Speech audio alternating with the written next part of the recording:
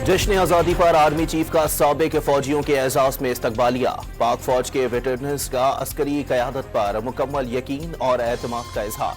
General Asim Munir ने मुल्क दुश्मन अनासिर के प्रोपेगेंडे के खतरात से आगाह किया।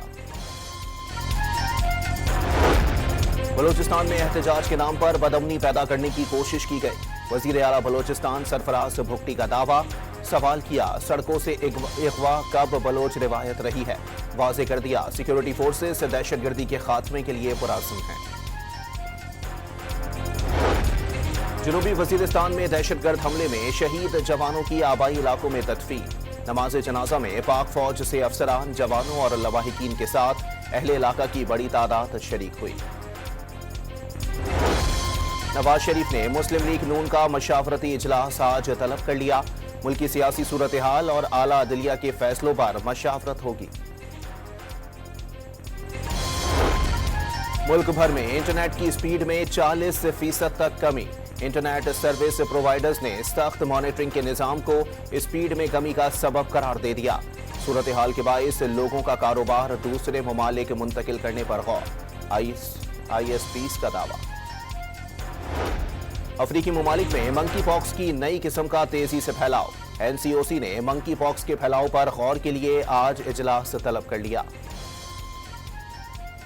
अरशद नदीम ने गवर्नर सिंध के IT प्रोग्राम में शरीक तलबा के लिए 100 लैपटॉप्स देने का ऐलान कर दिया। कामरान टिसोरी के साथ प्रेस कॉन्फ्रेंस में सिंध में पजीराई मिलने पर ओलंपियन गोल्ड मेडलिस्ट का इजहार तशक्कुर। बच्चा पार्टी के मजे खत्म, पढ़ाई शुरू। पंजाब और सिंध में गर्मियों की 2.5 माह छुट्टियों के बाद स्कूल्स और कॉलेजेस खुल गए। कराची में हल्की बारिश के बावजूद तलबा जोक दर जोक स्कूल पहुंच गए।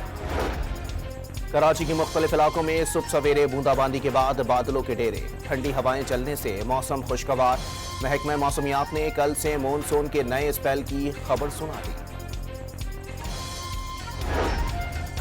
भारत के यौम आज़ादी पर कश्मीरी अवाम यौम स्याह मना रहे हैं। तिहाड़ जेल में नजरबंद कुल जमाती हुर्रियत कॉन्फ्रेंस के रहनुमाओं की कल वादी में मुजाहिरे की कॉल। और पाकिस्तान स्टॉक एक्सचेंज में तेजी। कारोबार के दौरान 540 से ज्यादा पॉइंट्स का इजाफा। 100 इंडेक्स 78,000 से बढ़ गया।